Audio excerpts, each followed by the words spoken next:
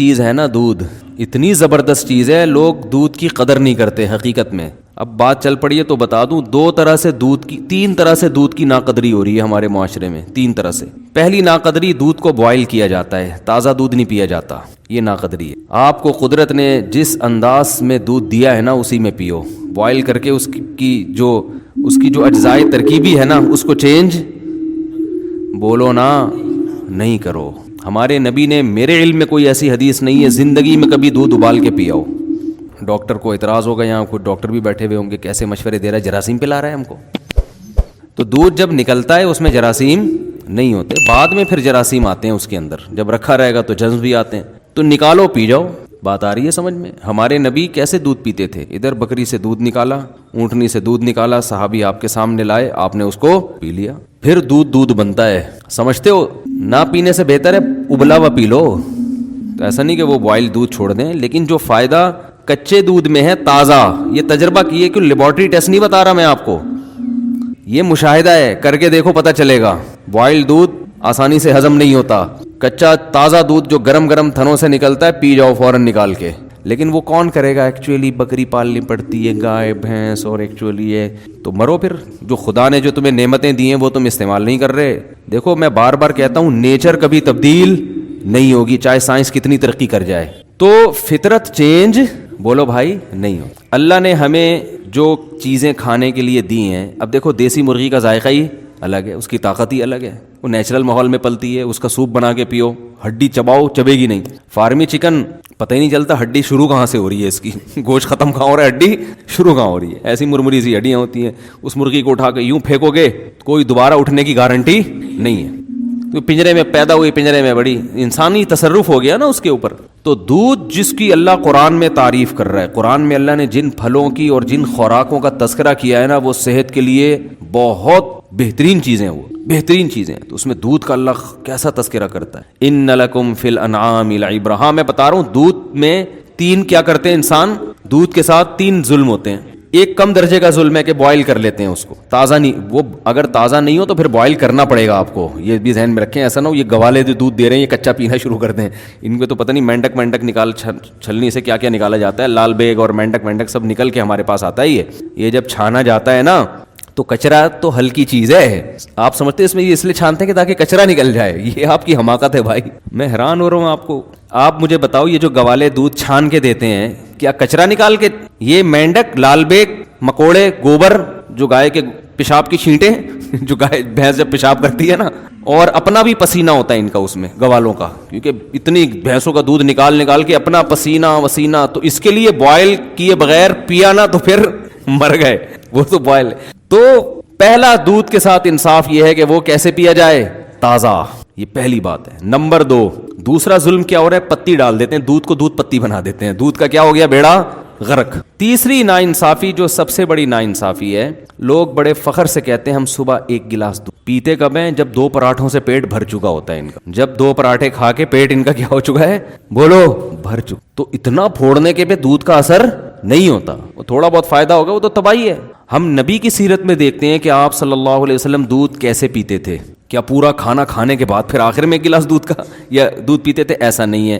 ہمیں نبی کی سیرت میں یہ ملتا ہے کہ جب شدید بھوک لگتی تھی نا تو بعض دفعہ پیٹ بھرنے کے لیے دودھ پیا جاتا تھا. کیونکہ جب بھوک لگتی ہے نا ٹائٹ، تو معدہ آپ کا ہر چیز کو بدن کا جز بنانے کے لیے تیار ہوتا ہے. ایسی کنڈیشن میں جب دودھ آنتوں میں جاتا ہے تو معدہ اسے بھرپور طریقے سے جذب کر کے ہڈیوں میں پہنچاتا ہے. آنکھوں کی بینائی تیز ہوگی، بال گرو کریں گے. تو دودھ بذات خود ایک خوراک ہے.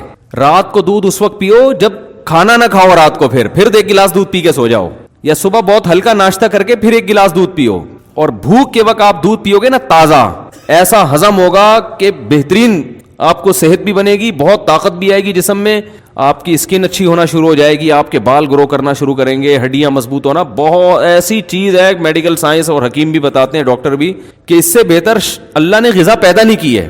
اس میں سب کچھ ہے. اس کی سب سے بڑی دلیل یہ ہے کہ 6 مہینے بچہ صرف دودھ پیتا ہے اور ساری چیزیں گرو کرتی ہیں، اس کی ہر چیز پرفیکٹ ہوتی ہے اس کی. اس کا مطلب سب کچھ اللہ نے کس میں رکھ دیا، دودھ میں رکھ دیا. ہاں اس کے بعد اس کو اناج بھی چاہیے، تو سارا دن دودھ نہیں ہے، لیکن اس طرح سے تو دودھ پیے گے. اور میں جانتا ہوں ایسے لوگوں کو جن کی 99 سال عمر ہوئی وہ 3-3 4-4 کلو دودھ پیتے تھے. لیکن وہ ایسے پیتے تھے کہ عادت ڈالی آہستہ آہستہ آہستہ آہستہ عادت ڈالی. پھر واکنگ بھی کر رہے ہیں, جاگنگ بھی کر رہے ہیں, جو بھی ان کی ایکٹیویٹی ہے, محنت مزدوری, تو آہستہ آہستہ جب عادت پڑتی ہے تو 4 کلو بھی وہ تھے بڑے لہیم شہیم, آپ نہیں 3 کلو کہیں پی لیں تو اتنی جگہ ہی نہیں ہے, جائے گا کہاں وہ. تو ہمارے نبی صلی اللہ علیہ وسلم کیسے پیتے تھے, جیسے مثال ملتی ہے نا کہ آپ صلی اللہ علیہ وسلم بھوک سے بےتاب تھے, تو دودھ کا ایک پیالہ آیا. حضرت ابو ہریرہ رضی اللہ تعالیٰ عنہ فرماتے ہیں کہ سب صحابہ بھوکے تھے, سب کو بھوک لگ رہی تھی, تو حضرت ابو ہریرہ فرماتے ہیں کہ مجھے یہ نبی نے مجھے حکم دیا کہ سب کو پلاؤ. تو فرماتے ہیں ایک پیالہ دیکھ کے مجھے خیال ہوا کہ میری باری میں تو 2 گھونٹ بھی نہیں آئیں گے, اور سب شدید بھوک کی حالت میں. تو حضرت ابو ہریرہ نے پلانا شروع کیا, نبی کا معجزہ تھا, اس میں برکت ہوئی, وہ دودھ کا پیالہ ختم ہونے کا نام لے ہی نہیں رہا. سب نے سیر ہو کے پیا. پھر نبی نے حضرت ابو ہریرہ سے فرمایا پیو, یہ بالکل خالی پیٹ ہیں, جب شدید بھوک سے نڈھال ہو رہے ہیں, اور اس وقت کیا پیا جا رہا ہے, دودھ. آپ نے حضرت ابو ہریرہ سے فرمایا پیو, فرماتے میں نے پیا. فرمایا اور پیو. بار بار پلانے کے بعد حضرت ابو ہریرہ نے فرمایا کہ قد شبعت, میں سیر ہو چکا ہوں, مزید پینے کی گنجائش نہیں ہے. اب سمجھ میں آیا دودھ کیسے پیا جاتا ہے؟ نہیں آ رہا میرا خیال ہے. وہ پراٹھے کھا کے تھوڑی بیٹھے ہوئے تھے, یہ بریانی اور برگر کھا کے پھر تو وہ تباہی ہے, گیس بنائے گا, پتہ نہیں جو دھماکے ہوں گے وہ آپ خود اس کے ذمہ دار ہیں. اس کا نہ گوالا ذمہ دار ہے نہ بھینس ذمہ دار ہے.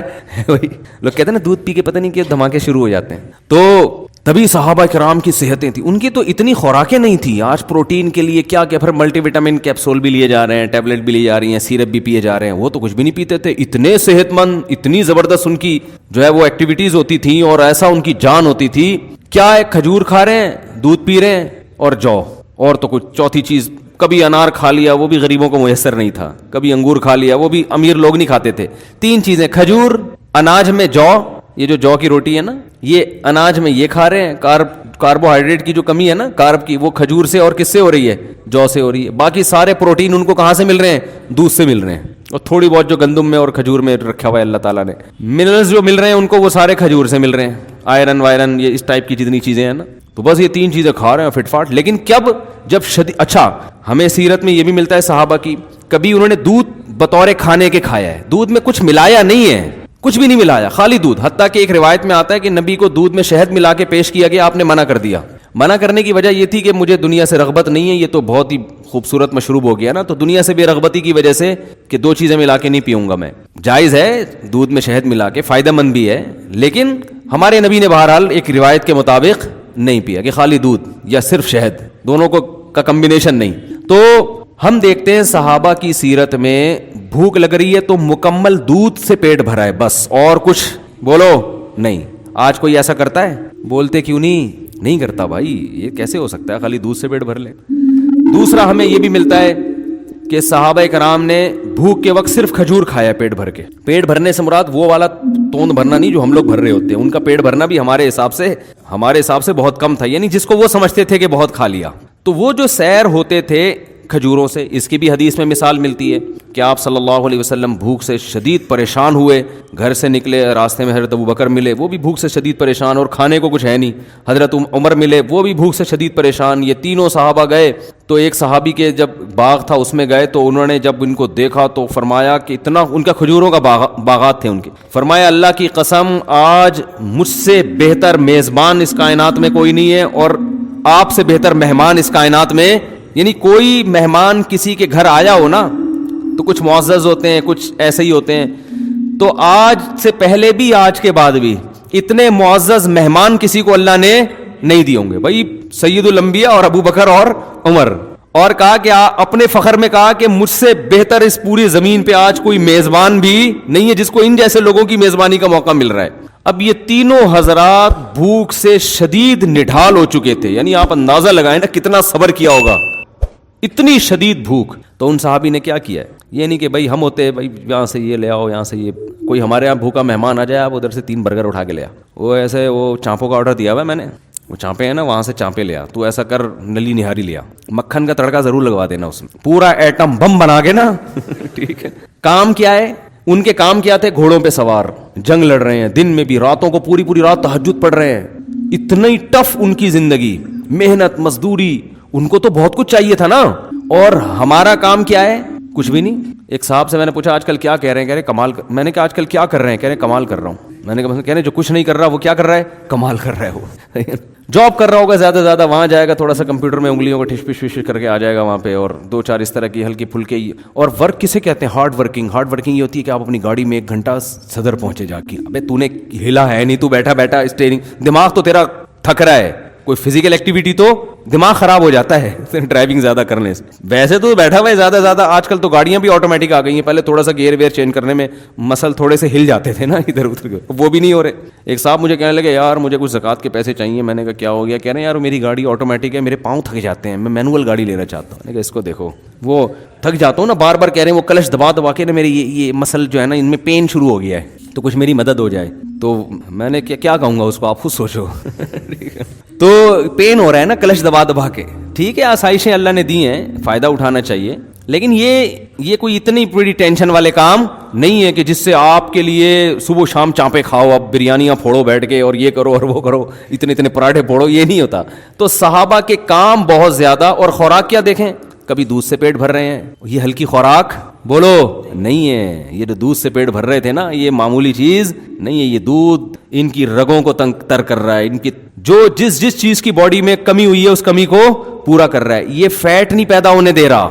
ملائی کھانے سے انسان موٹا ہوتا ہے, دودھ پینے سے موٹا نہیں ہوتا. یہ کولیسٹرول نہیں پیدا ہونے دے رہا. اور کبھی کھجور سے پیٹ بھر رہے ہیں. تو جو میزبان تھے وہ جو خوش ہوئے, تو اتنی شدید بھوک میں تینوں حضرات, تو انہوں نے کچھ بھی نہیں کیا. انہوں نے کیا کیا, اپنے درختوں سے تازہ کھجوریں توڑ کر تینوں مہمانوں کے سامنے رکھ دی. اب ہم شدید بھوک میں کسی کے گھر جائیں اور ہمارے سامنے کھجوروں کا برتن لا کے رکھ دیں, ہم کہیں گے بھائی تیرا دماغ خراب ہو گیا کہ رمضان میں افطاری کروا رہا ہے کیا تو ہم کو؟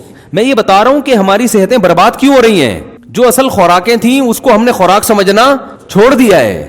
ورنہ یہ اب ایسے بتا رہے تھے 2 کھجور ناشتے میں نا, آئرن کی کمی کے لیے حکیم بتا رہے ہوتے ہیں 2 کھجور ناشتے میں, زیتون کا 1 چمچ سوتے ہوئے, 11 بادام صبح, 3 بادام عصر کے بعد. میں ایک گاؤں میں گیا, ہم دورہ سرف کرنے جاتے تھے نا چمن میں, تو وہاں ایک گاؤں تھا, پرانا واقعہ ہے.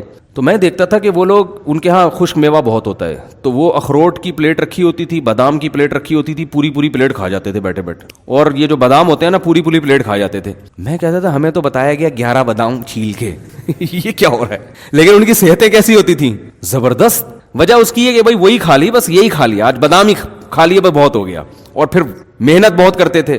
تو ہمارے یہاں وہ 11 بادام بھی کم وقت جو کھائے گا نا, 2 پراٹھے پھوڑنے کے بعد 11 بادام کھائے گا, وہ 11 پراٹھوں میں غائب ہو جائیں گے. ان کو پتہ ہی نہیں کہ یار ہم نے جانا کہاں ہے, سارے کھانچے تو بھر گئے ہیں, ہم کدھر جا کے فٹ ہوں وہ سوچتے ہی رہتے اندر جا کے, یار وائٹامن ای کی کمی کے لیے اس نے بادام کھایا ہے, تو یہ کھپے کہاں جا کے, ہم فٹ کہاں جا کے ہوں, ایڈجسٹ ہی نہیں ہو رہے ہوتے ہیں نا وہ جا کے. پھر اوپر سے آپ کہہ رہے ہیں ڈاکٹروں نے کہا دودھ بہت ضروری ہے. ڈاکٹر نے جو کہا نا دودھ بہت ضروری ہے, وہ 2 پراٹھے پھوڑنے کے بعد نہیں کہا اس نے, سمجھ رہے ہو.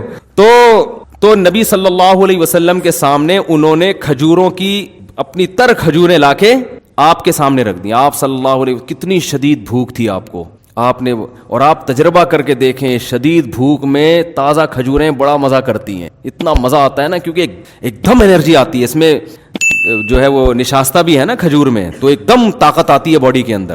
تو صحابہ کرام نے وہ کھجوریں, تینوں حضرات نے وہ کھجوریں کھائی ہیں. پھر انہوں نے اپنے کنویں کا ٹھنڈا پانی پیش کیا.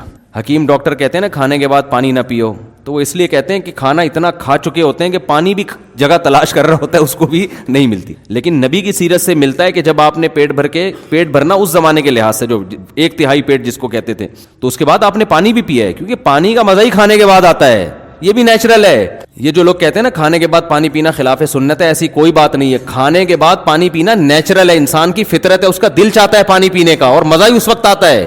اور قرآن و سنت سے بھی ثابت ہے. ایک تو یہ حدیث سے آپ نے کھایا, کھجوریں کھائیں اور سیر ہو کے پھر پانی پیا آپ نے, اور پھر آپ نے فرمایا اللہ کی حمد و ثنا کی, اور پھر آپ نے فرمایا لَتُسْأَلُنَّ يَوْمَئِذٍ عَنِ النَّعِيمِ, تم سے ان نعمتوں کے بارے میں قیامت میں سوال ہوگا. ہم بریانیاں پھوڑ رہے ہیں, برگر کھا رہے ہیں, چانپیں کھا رہے ہیں, اور کلیجی کھا رہے ہیں, اور جناب آج کوفتے کھا رہے ہیں, اور ہم سمجھتے ہیں ہم سے سوال نہیں ہوگا. اور صرف اتنی شدید بھوک میں چند کھجوریں کھائی ہیں, آپ نے فرمایا یہ اللہ نے ہمیں جو نعمتیں دی ہیں اس کے بارے میں ہم سے سوال. تو نعمت کی قدر بھی جب ہوتی ہے, جب شدید بھوک کے بعد آدمی چند نوالے کھاتا ہے نا, پھر پتہ چلتا ہے یہ رزق کتنی بڑی نعمت ہے. آج ہم بھوک لگنے ہی نہیں دیتے, لگنے سے پہلے ہی پھوڑ دیتے ہیں بیٹھ کے, تو نعمت کا نعمت ہونے کا بھی احساس نہیں ہوتا. جیسے افطار کے وقت نبی جو دعا پڑھتے تھے, شدید بھوک پیاس میں جب روزہ کھولتے تھے اور پانی پیتے تھے, ایسا ہوتا ہے نا, کتنا مزہ آتا ہے نا, ایک دم جسم میں انرجی آتی ہے. تو آپ صلی اللہ علیہ وسلم فرماتے تھے ذهب الظما, پیاس چلی گئی, وابتلت العروق, رگیں تر ہو گئیں, جو خشک ہوئی تھی نا پوری باڈی, اس میں سب میں ایسا بلڈ دوڑنا شروع ہو گیا, تر ہو گئی وہ. وثبت الاجر انشاءاللہ, اور آخرت میں اجر بھی ثابت ہو گیا. ہر طرح سے مزے ہی مزے ہیں بھائی افطاری میں, کھانے کا بھی مزہ, رگیں بھی تر ہو گئیں, اور آخرت میں اللہ نے روزے کا اجر بھی انشاءاللہ لکھ لیا. تو بات بات پہ شکر ادا کرنے کی ترغیب دی جا رہی ہے. تو آپ صلی اللہ علیہ وسلم نے کھجوریں تناول فرمائیں اور سیر ہوئے اور پانی پیا, اور کیا فرمایا, ذهب, آپ نے فرمایا لتسألن یومئذ عن النعیم, جس قیامت قائم ہوگی تو ہم سے ان نعمتوں کے بارے میں, یا تو یہ آیت پڑھی یا آپ نے خود فرمایا کہ ہم سے سوال ہوگا قیامت کے دن. تو یہ جو کھانے کے بعد پانی ہے نا, یہ نیچرل, انسان کا دل چاہتا ہے, مزہ ہی جب آتا ہے کھانے کے بعد. یہ قرآن و سنت سے ثابت ہے. ایک تو یہ حدیث میں نے پیش کی, یہ موضوع نہیں ہے لیکن یہ بات آ گئی ہے تو میں بتا دوں, یہ حدیث سے بھی پتہ چلتا ہے. دوسرا قرآن میں کہتا ہے کلو وشربو, کھاؤ اور پیو. اس سے مطلب یہ چیزیں ملی ہوئی ہیں آپس میں, بظاہر ایسا لگ رہا ہے. اور کھانے کے بعد کی جو دعا ہے نا, وہ ہے الحمدللہ الذی اطعمنا وسقانا وجعلنا مسلمین. من المسلمین لوگ پڑھتے ہیں لیکن جو الفاظ ہیں مسلمین کے ہیں, ویسے من المسلمین بھی ٹھیک ہے. تمام تعریفیں اس اللہ کے لیے ہیں جس نے ہمیں کھلایا اور ہمیں پلایا اور ہمیں فرمانبردار بنایا کہ آج ہم اس کا شکر ادا کر رہے ہیں. تو کھلانے کے ساتھ کس کا ہے, تو یہ کھانے کی دعا, پینے کی نہیں ہے, لیکن اس میں پینے کا بھی شکر ادا کیا جا رہا ہے. اس سے مطلب کہ کھانا پینا دونوں, بولو بھائی, ساتھ ساتھ, یہ دونوں ساتھ ساتھ ہیں. وہ مجھے وہ ان کا پرینک یاد آ رہا ہے, ایک لڑکوں نے پرینک بنایا ہے میرے, ہر چیز کو الٹا کیا ہوا ہے انہوں نے. تو ہر ایک کی نقل اتاری ہے نا, اس میں نقل اتارتے میں وہ یہ کہہ رہے ہیں کہ اگر سارا دنیا الٹی ہو جائے تو کیسے نظام چلے گا. تو اس میں یہ دکھایا ہے کہ ماں باپ, ایک بچہ کتاب پڑھ رہا ہے تو ماں باپ کہہ رہے ہیں ہر وقت کتابیں پڑھتے رہتے ہو, کبھی لیپ ٹاپ لے کے بھی بیٹھ جایا کرو, کبھی موبائل بھی دیکھ لیا کرو, یعنی الٹی کہانی چل رہی ہے. تو ہر چیز کو الٹا کر کے دکھایا کہ اگر دنیا الٹی ہو جائے تو کیا ہوگا, پولیس والے سمجھا رہے ہیں, ٹھیک ہے نا, ٹھیک ہے. اس طرح کا نا ساری چیزیں بڑا دلچسپ بنایا. تو میرے بارے میں بھی انہوں نے کچھ مذاق کیا, تو میں لوگوں کو سمجھا رہا ہوں شادی بالکل بھی نہیں کرو, اور اگر کرنی ہے تو 40 سال میں کرو جب صحیح سے بڈھے ہو جاؤ. تو مجھے بڑا اچھا لگا وہ نا, یہ بالکل الٹا کر کے.